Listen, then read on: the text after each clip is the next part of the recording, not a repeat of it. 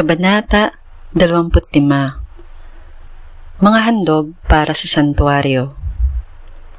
Sinabi ni Yahweh kay Moises, "Sabihin mo sa mga Israelita na maghandog sila ng kaloob sa akin, at tanggapin mo ang mga buong pusong inihandog nila.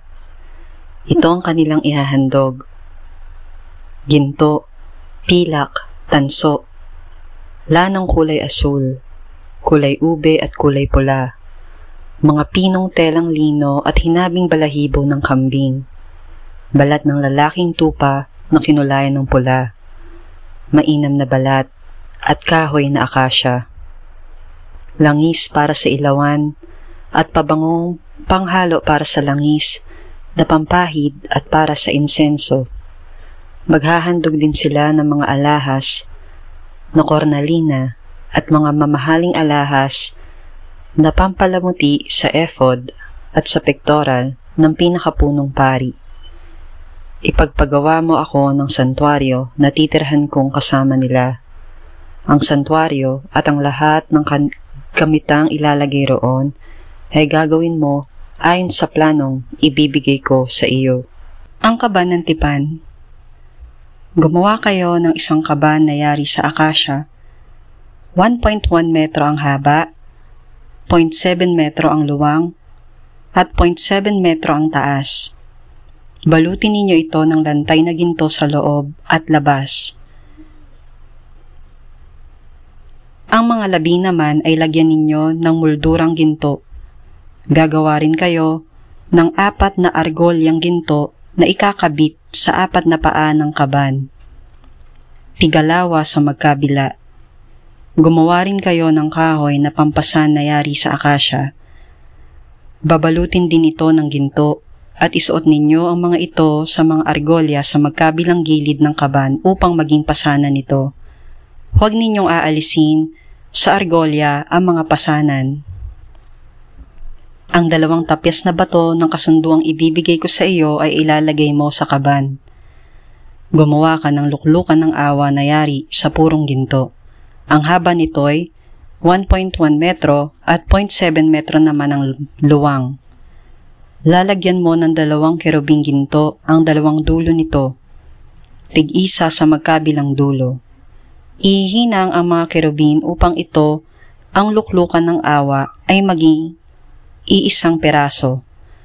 Gawin mong magkaharap ang 2 kerubin na parehong nakatungo, at nakabuka ang mga pakpak na nilulukuban ang luklukan ng awa.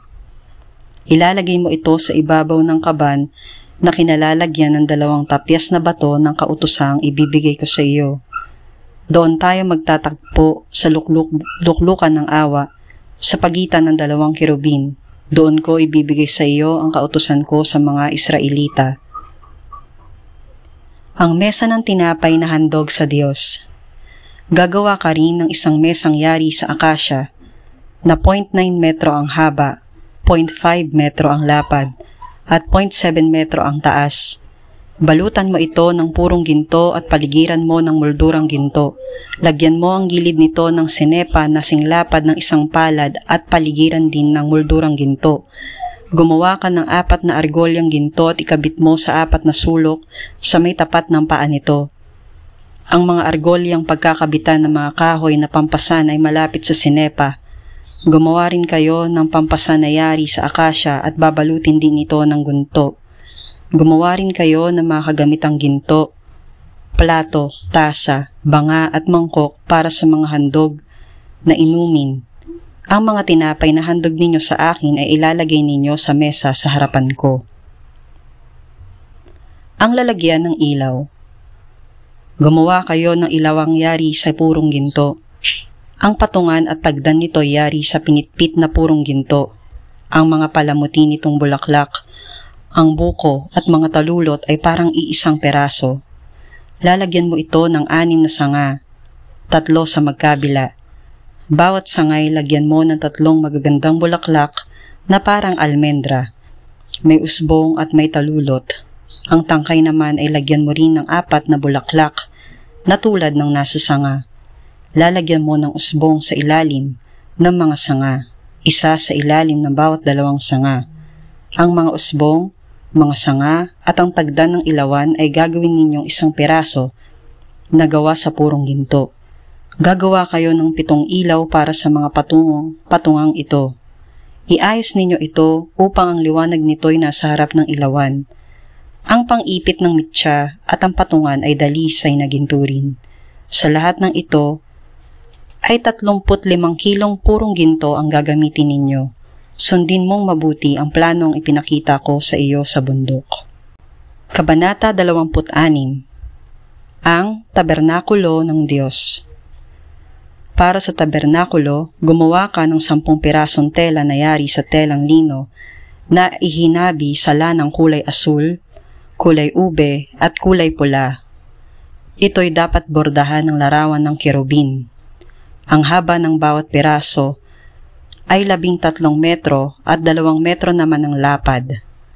Pagkakabit-kabitin ninyo ito ng tigli-5. Ang tigisang gilid nito ay lagyan ninyo ng silo na yari sa taling asul. Tigli-50 silo ang ilagay ninyo sa bawat peraso.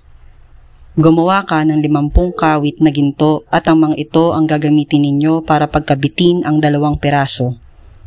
Gumawa ka rin ng 11 perasong kortina na gawa sa balahibo ng kambing na siyang gagawing takip sa ibabaw ng tabernakulo.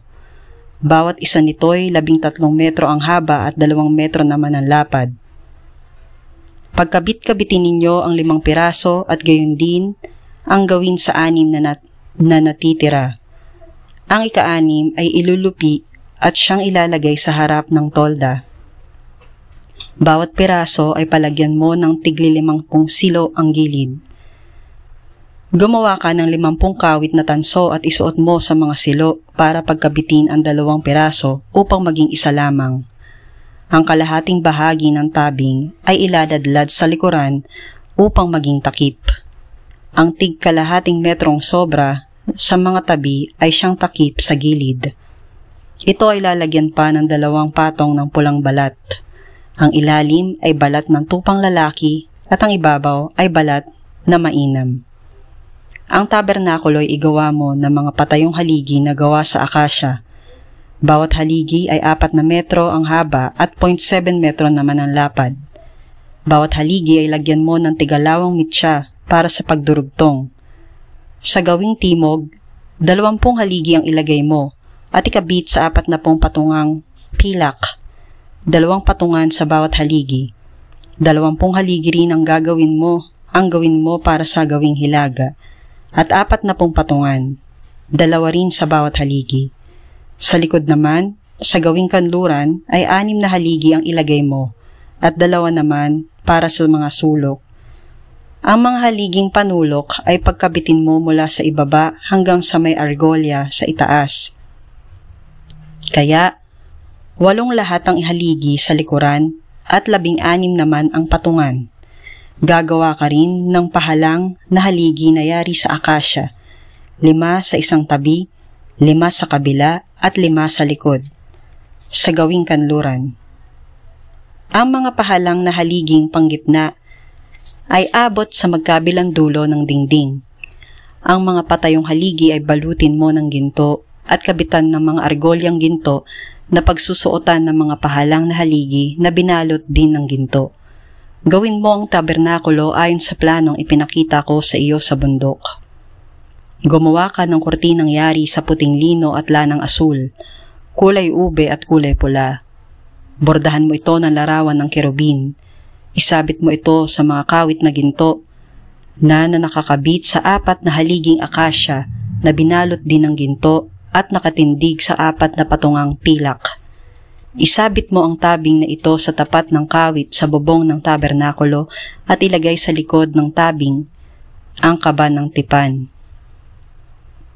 Ang tabing na ito ang siyang maghihiwalay sa dakong banal at sa dakong kabanal-banalan. Ang luklukan ng awa ay ilagay mo sa ibabaw ng kaban ng tipan na nasa dakong kabanal-banalan. Ang mesa ay ilagay mo sa labas ng kurtina, sa gawing hilaga ng dakong banal at sa gawing timog naman ang patungan ng ilaw. Ang pintuan ng tabernakulo'y lagyan mo ng kurtinang iba't ibang kulay na hinabi sa lanang asul. Kulay ube at kulay pula at telang lino. Ito'y bubordahan ng maganda. Gumawa ka ng 5 posting akasya para sa tabing. Balutin mo ito ng ginto, kabitan ng argolyang ginto at itayo sa 5 tuntungang tanso.